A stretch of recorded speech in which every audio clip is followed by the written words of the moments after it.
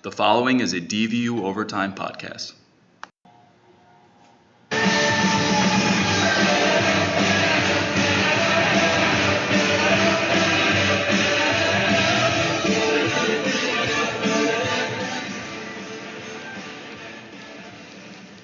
All right, so we're just going to get right into it. As always, I'm Shaine McKeever, your host, alongside Justin Briggs. It is October 25th, 2019, and we have a lot to get to. So this morning, before I got ready for this podcast, I took a shower, did my normal routine, and I was looking through my wardrobe, and the first shirt I pulled out was a Jet shirt. And I almost laughed to myself for a second because you could not catch me dead wearing a Jet shirt right now. I think we're all aware of what went down Monday night when they played New England 33-0, and it was just disgusting. And there's no really way to put it. In my mind, there's three specific games that come to my mind immediately when it comes to horrible Jet losses.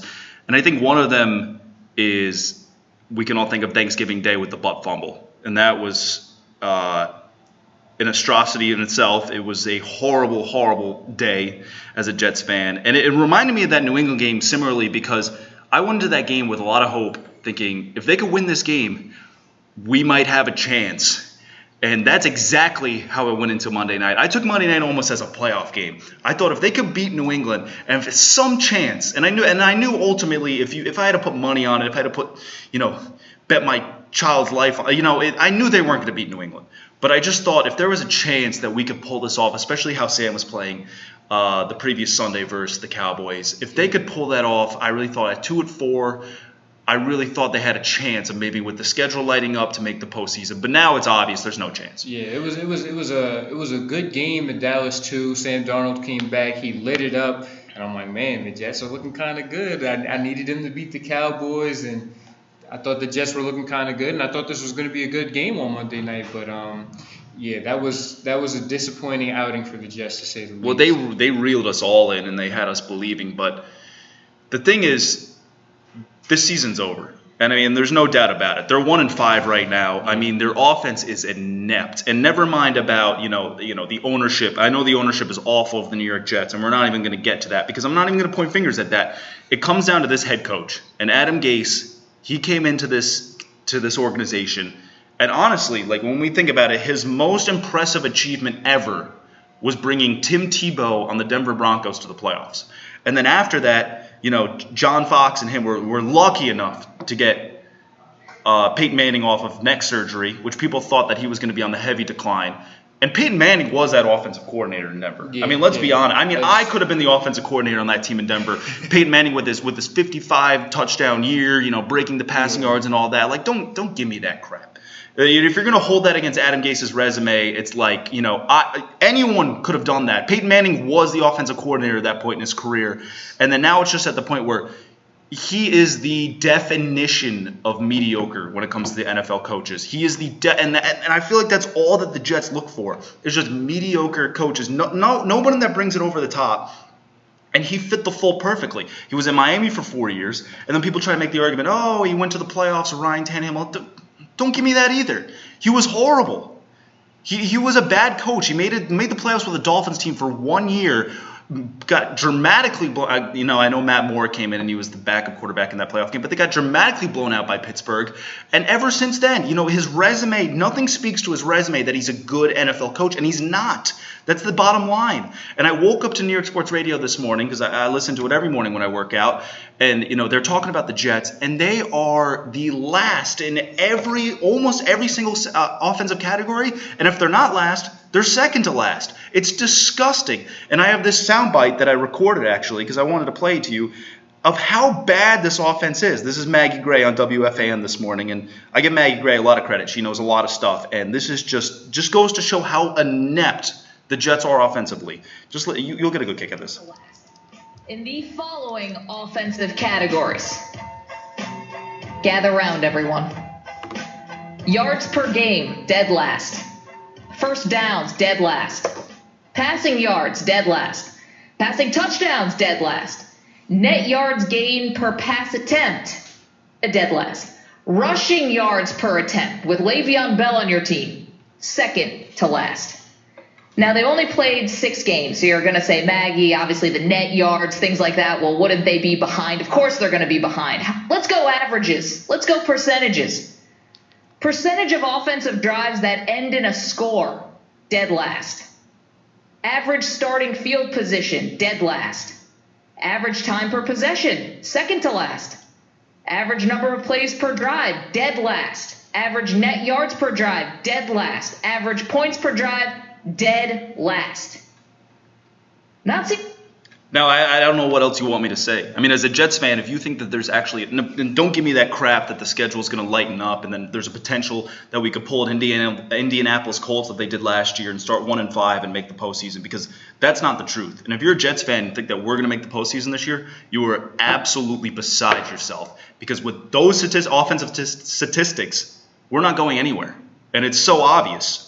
And I mean, this team and I know as a sports fan you want to believe, and I want to believe. I hope I'm wrong, but I'm not wrong. They're not going to make the postseason, and this is going to be 9 straight years of almost, next year will be a decade of no playoff berth. And as a fan, I mean, it's just absolutely disgusting. And it's like, how can you be positive about any aspect of this team whatsoever?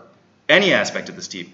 And obviously on Monday night, Sam Darnold had by far the worst the worst game of his career that I've ever seen.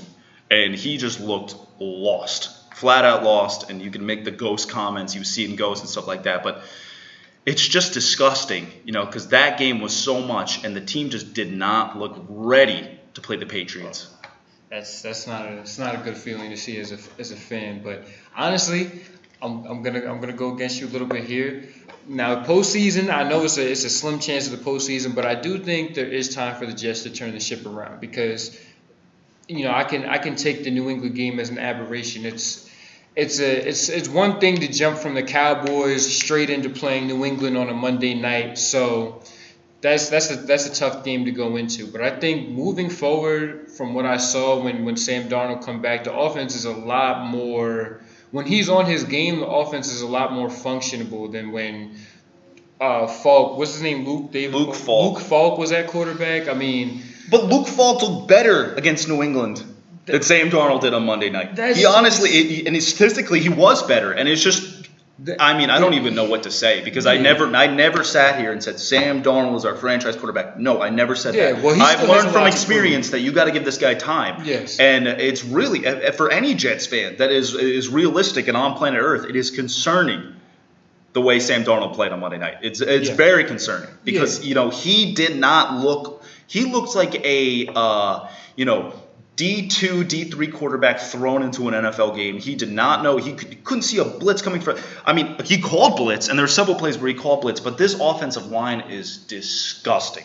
I mean, they are so bad. This is the worst Jets offensive line I've seen in my life. And maybe I was spoiled, back in the Mark Sanchez days where we had two All-Pro, 3 Pro Bowl linemen on our offensive line, but it's like this offensive line is horrible. And part of me doesn't blame Sam Darnold, but at the same time, it's like, I don't even know where he was looking on plays. He literally was seeing ghosts. And it's just like, and I know it's also a testament to Bill Belichick's defense this year, which people are comparing to the 85 Bears. Statistically, they are the best defense through 7 weeks of football that almost we've ever seen. But it's like, I don't even know what to say. That's a great defense, and that's an experienced team in New England. So I say just give it a chance. And as a fan of a team that's had a young developing quarterback, you're going to take your lumps like this, of course, especially with a quarterback like Sam Darnold, who's not afraid to let the ball fly. So, but these are games as a quarterback that you need to have your rookie year. It's his second year, and we've seen quarterbacks in the past. Carson Wentz, his second year, took that huge jump. Yeah. Meach Trubisky, I know he's not a great quarterback, but that second year took the team to the playoffs. They had a good year. Jared Goff, his second year, took that huge jump. Yeah. Obviously he's been out with mono for 4 games, and I'm not going to hold that against him. And that would only happen to the Jets, but I'm not going to hold it against him.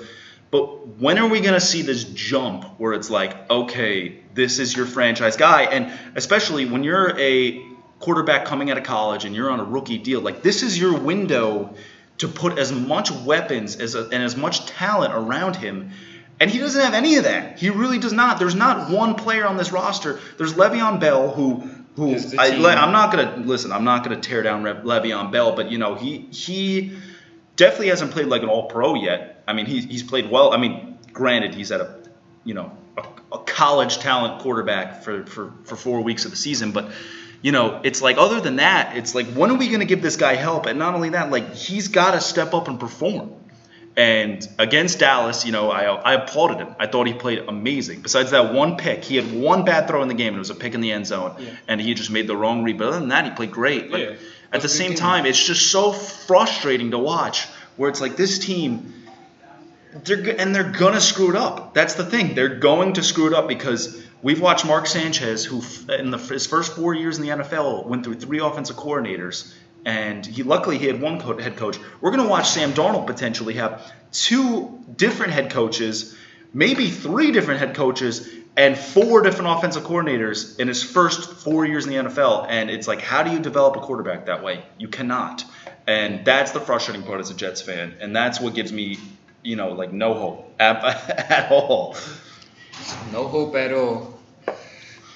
It's just it's tough to watch. It really is. Yeah. And they're going to Jacksonville this Sunday to play Jacksonville, and it's like that defense, but that's a winnable game. Their defense is depleted.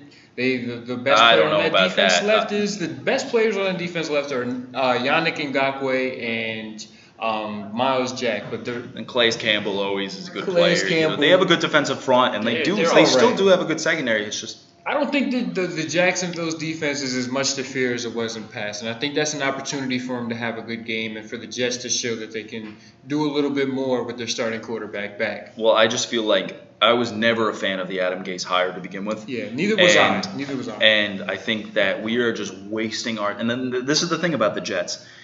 Adam Gase right now has all the excuses lining up. My quarterback got mono, all these injuries. Chris Herndon, who's supposed to be a pretty good tight end, has not played a game yet because he was suspended with PEDs, and then he pulled his hamstring last week, and this is supposed to be his first game this Sunday. But why are we wasting our time with this head coach? Yeah. Why are we wasting our time? Because we all know, as a Jets fan, I know, they're going to give him another opportunity next year. They're not going to succeed with him next year, and then they're just going to fire him. So it's like at this point, I almost hope, they play Jacksonville this weekend. Say hypothetically they lose. They're in Jacksonville. They got a good defense. Now they play Miami in Miami. If they lose to Miami, is it time to say, let's just cut the strings with this guy? I don't know if the Jets will, but as a fan, and especially with Adam Gase, I'd say get him out of here. Yeah, part of me almost hopes they lose a string of games to go forward because the season's over. The season is absolutely over. They're 1-5 with those offensive statistics that you just heard. There's no way they're coming back, and it is over. So let's just lose. I mean, I'm not as a fan, and if you're going to come at me, how are you a real Jets fan because you're rooting against them? I want Adam Gase out of here because if he's here next year, it's just going to be the same BS. That's all we're going to hear. And he's going to have, Adam Gase is, type of coach that won't put it on himself, but is always going to make excuses. But he has excuses lined up for him. But you look at Pittsburgh right now with Mike Tomlin, who's a great NFL coach. You can say what you want. I know in the past he can't get through New England, but he's a great NFL coach. And now they're playing with a third-string quarterback, and they just beat the LA Chargers in LA. A few weeks back, they're just on their bye, but a few weeks back, they handed them, I think they won by 20 points. So it's like good NFL coaches can make what they have. Find a way.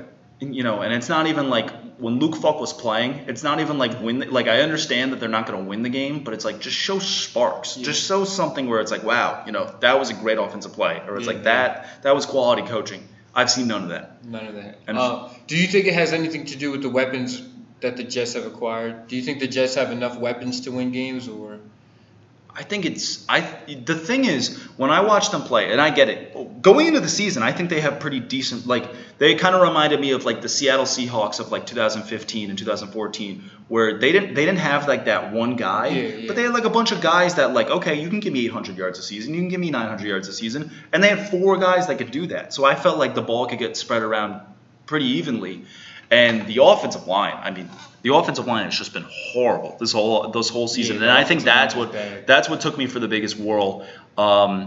when they signed Ryan Khalil, who was a Pro Bowl for 5 straight years in Carolina, when they re-signed him out of retirement, I really thought he would be, a big factor to helping this offense. I was excited when we signed him, and he's been horrible. Yeah. He should have stayed in retirement because all he's doing is just tarnishing the career. And I get that when you walk into he was signed like 2 months before the first game, and I get it. You need time to, learn your offensive line and stuff like that, but it's hard to learn your offensive line when they're switching starters and backups and stuff like that every week because they're just so desperate to try to get something to work. And against Dallas, they look decent. Sam got sacked on his first drive, and then he didn't get sacked again for the rest of the game. But it was like, I don't know. It's just bad. Things are bad, and I think we're wasting our time. And I know the Jets are going to do it. I mean, I could scream and pull my hair out all I want. They're going to give Adam Gase another year. There is not a doubt in my mind but I think we're just wasting. Just same thing with giving Todd Bowles another few years. It was like we're just wasting our time because you can tell by this point in the season he's not the guy. And if we had a competent NFL coach, you would be able to tell. Like as a fan, people think the fans are dumb, like they don't know what they're talking about. You can be able to tell that through 7 weeks of the season, even though our quarterback was out for 4 games, even though we had all these all-line issues, Herndon was out, stuff like that, you could tell that this coach knows what he's doing. And Adam Gase, I feel like you have no idea what the kind of coach he is. He had 1 good game through 7 weeks. And in my mind, that gets you fired in the NFL. That should definitely get you fired in any job. If you only show up to one work day, if you only work 1 work day a week, out of 7 days, you should be fired. And that, from there, I don't really know how much more to say about it. I mean, like I said, I could pull my hair out all week. But. Yeah. Well, it's a big game coming up against Jacksonville. Another big game coming up this week for the Philadelphia Eagles is against the Buffalo Bills. And the Philadelphia Eagles last week, even the week before that, just incredibly disappointed me against the Dallas Cowboys. So it's not the only East Coast team but the disappointed against the division rival. And you could say, listen. I understand the Cowboys are a good team and all of that, but they're not 37-10 better than the Eagles. And the way the Eagles came out there as an Eagles fan, and the Eagles teams I'm used to watching, they just did not look ready to play that game. They didn't look like they wanted to be out there. They didn't look like they wanted to give Dallas a fight. I've never seen a defense so scared to tackle a running back as the Eagles were to tackle Ezekiel Elliott. I mean, they just looked like they had fear in their hearts when he got the ball. The offense just couldn't click at all, couldn't move the ball. It just looked ridiculous, and it's starting to get to a point. That's 2 weeks in a row now we've gotten blown out. And as an Eagles fan, I don't remember that happening for years on years. Well, that was a point. That was a point that I was going to bring up. I mean, under the coach of Doug Peterson, which people scrutinize the Eagles for signing him to begin with, but he's obviously proved himself to be a pretty good NFL coach. When was the last time you watched a loss this defeating, where the team just did not show up ready at all? I can't even say I would say the Saints games last year, but I feel like this game was even worse than the Saints game because it was like we had just gotten our butts handed to us the week before this week. Of course, always being a divisional opponent, it stings a little bit more. I was coming into this game ready like, listen, we got our lumps last week. We got that out of the way. It's time to come back this week. It's going to be a good game in Dallas. Mm-hmm. Whoever can play in the clutch better is going to get this game out. And we just came out there and laid an egg. It was unbelievable. And I'm starting to have my suspicions about 2 people, about Doug Peterson as a coach and about Carson Wentz as a leader. Because listen, I'll stop you right there and say Carson Wentz, you can have all you can have your low key skepticism. I don't know if that's a word. You could be skepticism. Thank you, about Carson Wentz, but Doug Peterson. I mean, he's won you a championship already. He's only been there 3 years. I think at this point it comes down to somebody. Listen, I've been watching this team and there's trends that are not going away. Like in the first half of games, we're coming out as looking like one of the worst teams in the league, and that's not going to work. As first half team, just starting off slow and then picking it up, at the end of the game. Because like we saw in Dallas, they came out 14 points straight on the Eagles with we ran about 1 or 2 offensive plays, and Dallas already had 14 points on the board. That's not going to win you games against good teams, and Dallas proved that because Dallas understands that we're a second half team, and they kept it on us and they kept it going on us, and we couldn't get anything going. So coming out the game so slow, that's leadership. That's Doug Peterson as a coach. That's Carson Wentz as a leader of the team. You have to be able to get your players together and get them ready to play when they need to play. And Doug Peterson guaranteeing a win in Dallas and then putting a product on the field like that when it's time to play, that's absolutely ridiculous to watch. That's absolutely ridiculous, and he looks like the biggest clown of the week. But well, I got to say this. So you look at Dallas, and their strength obviously is their running game. They've had the best offensive line, arguably the best offensive line in football for the last 5 years. And when it comes to the Philadelphia Eagles, what are they so good at defense? Is stopping the run. They have the best, up in the box players in football. So when you look at this matchup, you think, okay, it's a pretty good matchup. You have Dallas's offense versus Eagles defense, and you have the Eagles obviously have had a shaky secondary for a while. And Dak Prescott kind of, Amari Cooper, and I'm going to flat out admit this, a year ago, I don't know if you remember on a podcast, I said Amari Cooper's not any good. Yeah, I really didn't think he was that great of a receiver. He led the league in drops when he was on the Raiders, and he has come out, since he's been to Dallas and the games he's played in, he has been a phenomenal receiver. And he just lit you guys up, between Dak and Amari. And I think that was one of the biggest catalysts to losing this football game. But at the same time, you look at this matchup, and I think anybody's going to say, all right, it's a 50, not a 50-50 shot because Dallas was home, but it's pretty even. Eagles could easily beat this team, but they just got handed to them by the Dallas Cowboys. It wasn't even close. Yeah,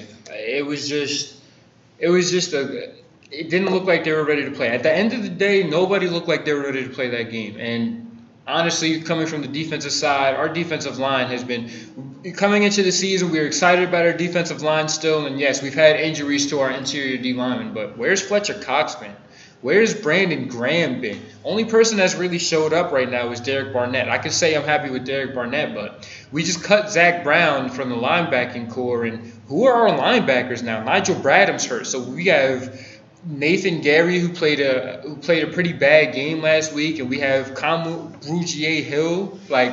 Who are we putting out there on this defense? We have Craig James in the secondary. We have, second-round pick Sidney Jones, who was disappointed this year again. He didn't even get any time. He was healthy that game. He didn't even get any time from a coach's decision. So we're putting a bunch of second and third-string guys out there, and it just looked terrible defensively. Just awful. The worst I've seen since we were 4-12. But what it comes down to, and especially when you have a quarterback like Carson Wentz, is the offense has to put up points. Yeah. That's how the Eagles are going to stay in football games. Yeah, 10 and points is going to cut it. Especially how the Eagles won in their previous Super Bowl. The defense is going to give up points. We know that.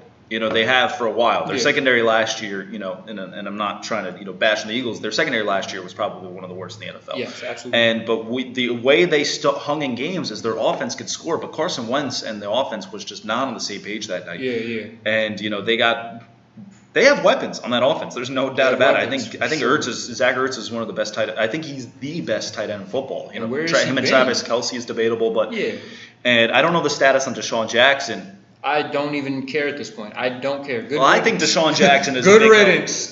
I think he's a big help to any defense because I think when you can have those safeties playing back because he can take the top off any defense, it helps you tremendously. But you have Aguilar, Jeffries, Ertz. You have weapons on that team. Yeah. What I'm saying is that Deshaun Jackson is only one man, and people are like, "Well, Deshaun Jackson needs to come back," but that's not the Deshaun Jackson coming back isn't going to fix a lot of the problems we have. It's not. No, and I'm not saying that, but it's going to help. There's no doubt it's going to help. But the story of the Philadelphia Eagles is it's really a roller coaster. Every year watching them is like a roller coaster. They go into Green Bay earlier this season and they win a fantastic game against Aaron Rodgers. Great win. And then it's just all right, the highs are high, and at the same time the lows are low. And where it's you don't know where the season is going to go.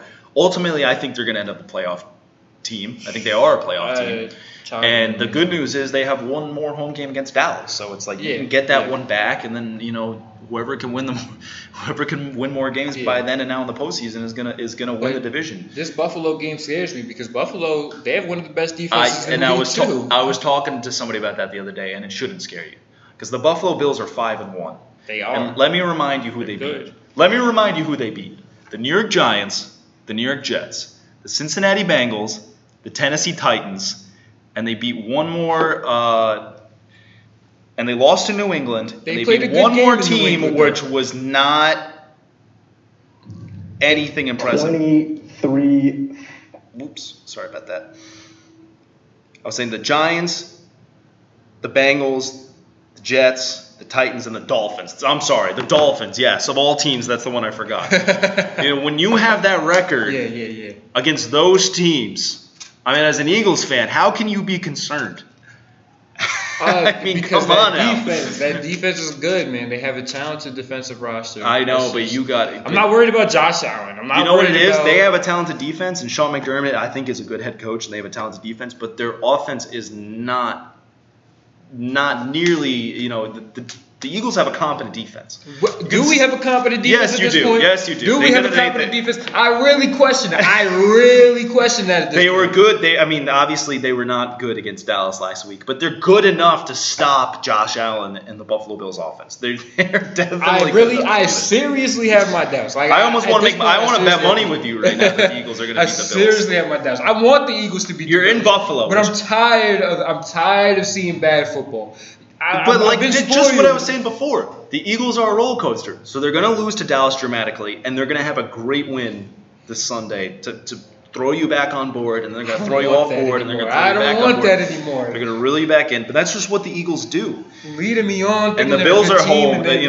Obviously playing up in Buffalo is always a hard environment. But that's cool. That's still one of the best environments in football. Some people agree. It's so old school and traditional, but that's still close to around home for the Eagles. So that shouldn't be too difficult of a road game for them. So yeah, we'll see how it all goes down. Now the Eagles in their upcoming schedule, and I wanted to bring up this point.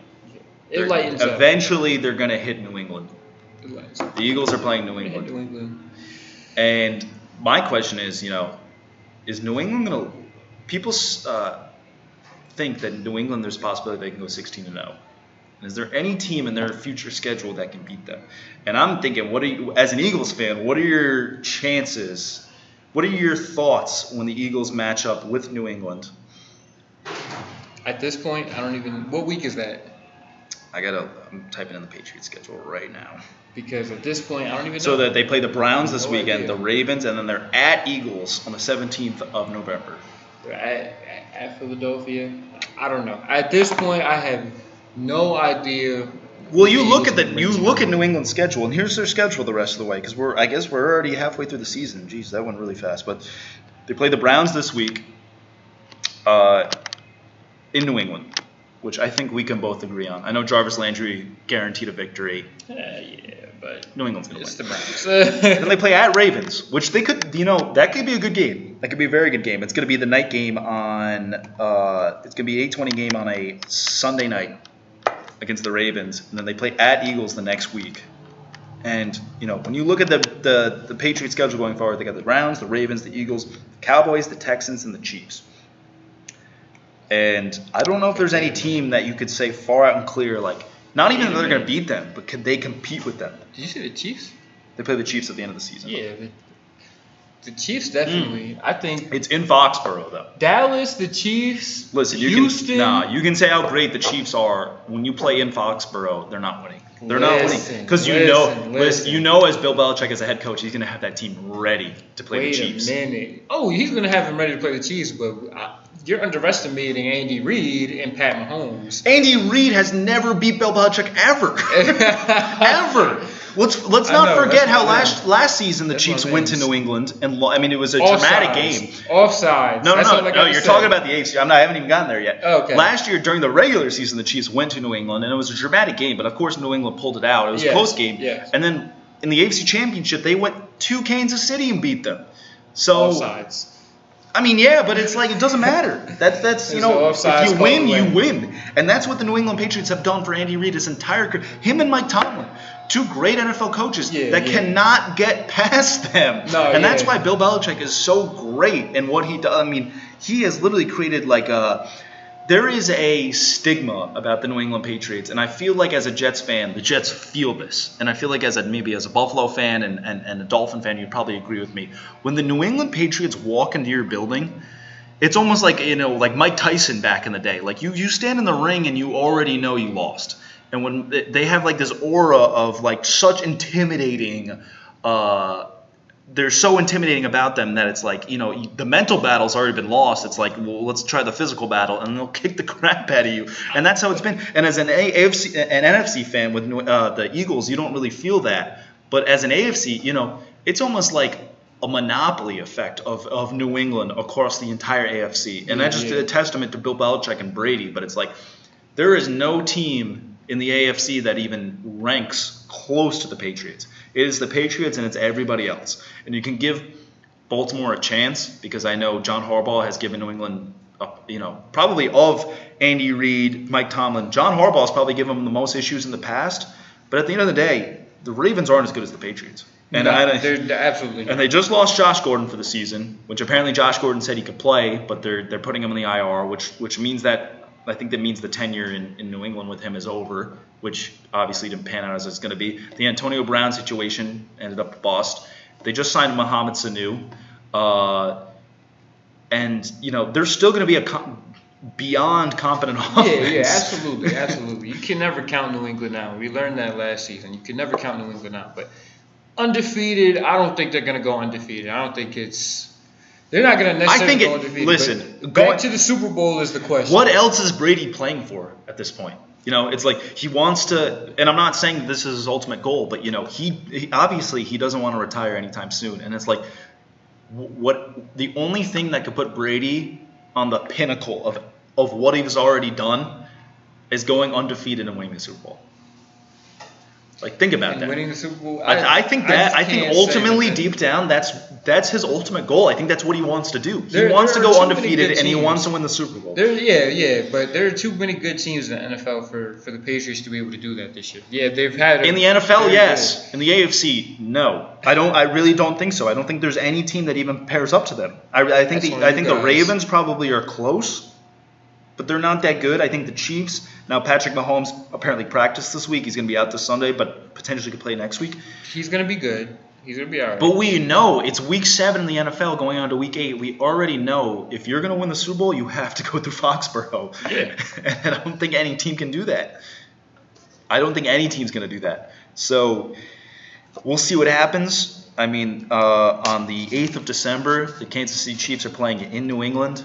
Potentially going to play in New England a few weeks after that. So I don't even know what type of game that's going to look like because the Patriots and the Chiefs might have too many wins already. They might both just collectively put their backups in. But we'll see about that. I think that New England game that they play is going to be that New England game that they play is going to be big for them personally for the.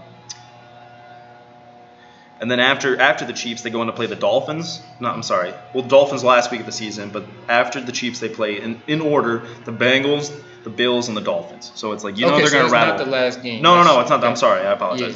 It's the last competitive game. Was what I tried to say. Pretty much. Because the Bengals, the Bills, and the Dolphins are not beating them. Oh yeah, but the Chiefs can absolutely beat them. Absolutely.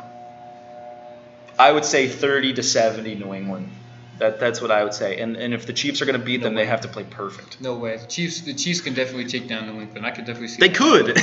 But New England... if anyone's going to do it, it might be them with Patrick Mahomes. But Tom Brady hasn't been Mr. Perfect this year. It's really been that defense that's It really has. It really has. So, but that's all that matters. But I absolutely think that the Chiefs have enough offensive talent to be able to put up a fight against New England. And we'll see how this defense keeps rolling. But there's no doubt about it. They have been force. You said they play the Browns this weekend, right? Yes. They play the Browns. I mean, yeah, the Browns have been a bit disappointing this year also, but they have enough talent to beat New England. It just comes down to executing for the Browns. No, what it comes down to is Bill Belichick is so if Bill Belichick. If Freddie Kitchens was on the floor, Bill Belichick is 70 stories above him. He is just so much better as a coach. Yeah. And there's not a doubt in my mind that you can give me all the talent you want. When you have a coach that inexperienced, Bill Belichick will own you. He will really. Wait a minute now. Doug Peterson in his second year. Biggest stage of all. Listen. Come on. Going back to that, if you told me that Tom Brady would have 500 passing yards in the Super Bowl and lose, I think that's one of those examples where it's like, That's a miracle. I mean, as a Philadelphia fan, you got to realize that is like your miracle on ice. That is like something that never happens before. And I think that's the one time in the Super Bowl where Belichick was defeated handedly. Like I know the Giants Super Bowls. Like the Giants Super Bowls, obviously the Eagles Super Bowl came down to a fumble by Brady, but the Giants Super Bowls at least the Giant, like Tom Coughlin kind of had a resume the second time around, and it was. I feel like there was a different vibe going in. Yeah. Obviously, with the whole underdog situation with the Eagles, it's like nobody gave them a chance, and they won. So it's like at least the Giants. Probably, I should probably take that back because the season they went 16-0. It's like nobody gave the Giants a chance and they won 2. The Giants were 8-8. I'm pretty sure that year. They were. They were 9-7. They were the only team to ever win a Super Bowl with the lowest record ever to ever win a Super Bowl. But maybe you're right. Maybe I should take that back. But still, I think especially looking at Andy Reid. A coach that could never beat Brady. Literally never beat Brady. Yeah. Well, but we're still talking about the I'm not Brady. I'm sorry. Never beat Belichick. Well, Belichick and Brady. But they're hand in hand. I know what you. But this is still the regular season too. We were talking about the playoffs. That would be a different story. But it's the regular season. Kansas City is. But by that point, so that's going to be December 8th. New England's going to be undefeated, and they're going to be looking to go undefeated. It's not like they're going to take games light as if Bill Belichick ever takes a game lightly. No. They're especially not going to want to break that undefeated record, and I think that's the trend that they're going towards. I really don't think that they're going to lose a game. I really don't. Wow, Jets fan over here talking New England. No, man. I mean, how could I not? You guys got to give them more competition. You have to understand, like, as long as I've known life, Brady and Belichick have been in it. Really, for 20 years now. I mean, we've never seen a dynasty like this. It's 2 separate dynasties over the course of 20 years. And it's like there is never a coach that's done this before. And I don't think it's out of the realm of possibility that there's never a coach that will do this before. Because you got to remember, like back in the, I think it was the early 90s when they started the cap in the NFL, they did it specifically after the 49ers, or I think it was the late 90s, after the 49ers to stop NFL dynasties. Well, the Patriots just go to show that the cap did nothing. Yeah. There's still going to be dynasties in this league. It's necessarily. I mean, I don't think we're ever going to see anything like the Patriots again because I think that just comes down to coaching and a system, and they just stuck with something that works. They just got a quarterback and a coach, combined that creates such a great environment for that organization. We're not going to see anything like that again. So.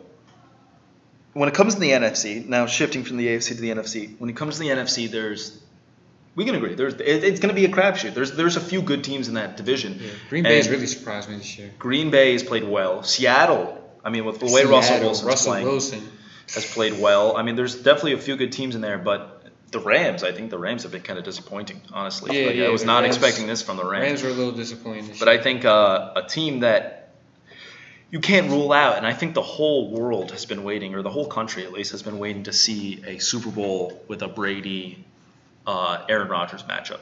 And Aaron Rodgers last week put up 429 yards and 5 touchdowns with a QB rating of 158.3. That's perfect. And that's really what it comes down to. Like I told you, like the AFC is. I think the Patriots are going to blow through the AFC, but it comes down to a team in the NFC if they're going to lose. And I think when you have a quarterback, listen, I don't care who you put around this guy. When you have a quarterback like Aaron Rodgers, you always have a chance to win. Yeah. Always have a chance to win. That's the truth. And I think the world has been waiting for a Super Bowl with Aaron Rodgers and Brady or a Super Bowl with Aaron Rodgers and Breeze. And I think it's going to happen this year, and I really hope so. Possible. And we haven't seen too much of Drew Brees, obviously, since his Week 1 thumb injury. But, we really should have seen it last year. I would imagine the Super Bowl last year would have been a lot more entertaining if the Saints and the Patriots were in it. But, I think it's that time where, I think the Patriots are going to be – I mean, what gives me the reason not to believe they're going to be in the Super Bowl this year? Oh, no. They're going to be in the Super Bowl. The only thing that would give you a reason not is – like I said, Pat Mahomes. If something like out of the realm of possible, like if Brady went down with an injury or something like that, something has to be crazy. You're really underplaying Pat Mahomes, man. You're really underplaying that, man. And it's not Pat Mahomes as a player. It's the coach that he has. I think Andy Reid has been under this. I mean, I'm not going to reiterate myself, but Andy Reid has not gotten past Belichick. Yeah, that's my thing. And as a fan of a team that was coached by Andy Reid, obviously, but my thing is Andy Reid's teams are always fantastic in the regular season, but something happens when they get to the postseason. They just can't get it done. They just can't get it done in the postseason, and that's the trend I've noticed with Andy Reid teams. And they can be as good can be in the regular season, but that postseason hump, they just can't get over. You know what? And it's one of those things where it has nothing to do with Andy Reid's talent as a coach. I think he's a very talented coach, but it's just the luck of the draw. I mean, he's had a history where he just can't get it done in the postseason. Yeah. And you go back to the Eagles with Michael Vick and LaShawn McCoy and Sean Jackson. Then you go to the Chiefs with Alex Smith and Dwayne Bowe. I'm sorry.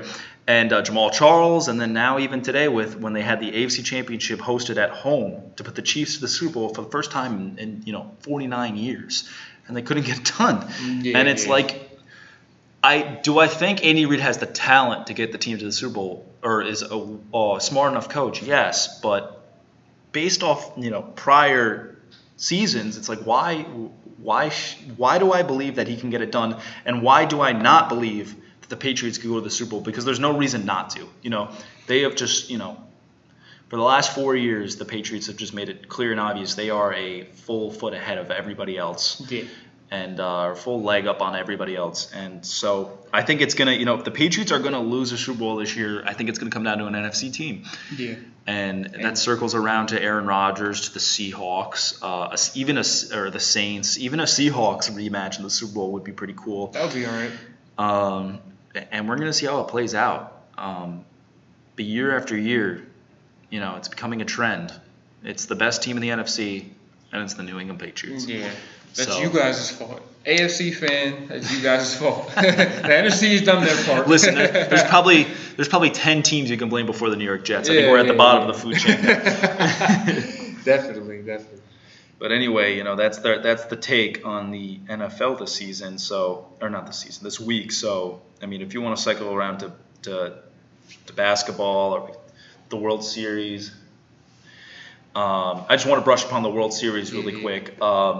So the Houston Astros, which clear and obvious throughout the season, they were one of the best teams in baseball, if not the best team, with Derek Cole and Verlander and all the whole team that they got. They were a great baseball team. There's no doubt about it. And they handed it to the Yankees, and I was rooting them against the Yankees because obviously being a big Mets fan. But I got to say something about the Washington Nationals, because in May they were 13 games below 500, and their chances of making the World Series was 0.1. And it's just it just goes to show how great of a game baseball is, because they defeated all odds. And now they're in the World Series. And honestly, I didn't expect it. When Bryce Harper left the Nationals last year for the Phillies, I expected the Nationals to be a non-factor when it came to the NLC and the NL. And I mean, what more can I say about them? Rendon, which could potentially win MVP. He has been terrific. Soto, who's 20 years old, is lighting up, lit up the playoffs, lit up the regular season, and now he's contributing in the World Series. And the Nationals, who just played their first 2 games in Houston, took 2 games out of there from Derek Cole and from Verlander, which nobody thought was possible. And now they're coming back to D.C. to play 3 games, up 2-0, and it's just crazy. It's absolutely madness for a team that's never made it to the World Series to be up 2-0 against, one of the best teams when you really think about it. Since 2010, the Astros have been one of the best teams that we've watched. I mean, consistently, in 2015, they won the wild card and they went on a little bit of a run. We know what they did in 2017 when they won the World Series. And now here they are again, and they've been one of the best teams in baseball, and now they are pulling it out. And now the Washington Nationals, which I am going to be honest, I didn't really give a chance in the beginning of the series. It looks like, they got a game tonight at 8:05, and I think they're going to – even if they lose, I think they'll lose 1 game in D.C. But they got 3 games straight to play, and then they got 2 back in Houston. But they're going to set themselves up in good position. And if it goes back to Houston, it's going to become an interesting series. because with Scherzer and it's one of the best pitching duels that we have ever seen in the World Series, which you got so much talent from top to bottom with Strasburg, with Scherzer, with Verlander, with Cole, and it's going to be interesting to see how it all plays out. And as a Mets fan, I know that with great pitching, you can never. It's unpredictable what's going to happen in a baseball game, especially in the playoffs. I think we all know that, and it's going to be interesting. I'm gonna be really curious, and we'll watch tonight. We'll give you a review next week, but maybe next week we will probably have a World Series champ. But like I said, testament to the Nationals, a team that I really didn't even give a chance, honestly, from the beginning of the season. I really think they signed Patrick Corbin to a big contract. I thought it wasn't really going to do much. I thought they just didn't have the talent from top to bottom, and here they are. So we'll get to you on that for the next podcast. Maybe even talk about a World Series champ. I don't know it depends how far it goes. But for now, I think we're going to wrap it up for today. Like I said, good games this weekend. The Eagles and the Patriots taking on the Browns, which should be interesting. I think it's not really going to be a game by halftime, but it should be interesting. So, I mean, what happens if the Browns win that game, though? The world is on fire. And that's what I'm saying about the Eagles too. Like, the Eagles is such a roller coaster. If they beat New England too, when they have that matchup in 2-3 weeks, it's going to be. I don't even want to think about New England right now. I just want to. If you beat Green Bay and New England in one season and don't make the postseason, I don't know what to tell you as a fan.